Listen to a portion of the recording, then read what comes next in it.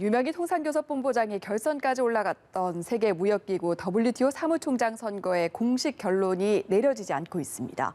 사실상 나이지리아 후보가 선출됐지만 미국이 유 본부장을 지지하고 나섰기 때문인데요. 조 바이든 당선인의 등장이 어떤 영향을 끼치게 될지 김지수 기자가 짚어봤습니다. 민주당 조 바이든 당선인 시대가 왔지만 WTO 사무총장 선거에는 당장 큰 변화를 예상하기 어렵습니다. 바이든 행정부가 출범하는 내년 1월 20일까지는 트럼프 행정부의 정책이 유지되기 때문입니다. WTO는 지난달 회원국 선호도 조사에서 100개국 이상의 지지를 받은 나이지리아 후보를 차기 사무총장으로 추대하려 했습니다.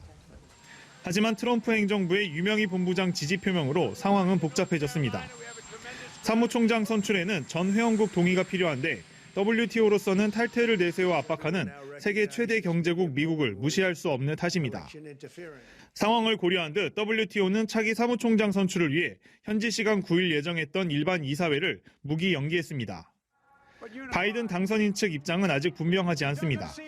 트럼프 행정부와 달리 다자주의 복귀 의사는 밝혔지만 중국 견제 기조는 유지할 것으로 보여 친중 성향으로 분류되는 나이지리아 후보를 밀지 않을 수 있기 때문입니다.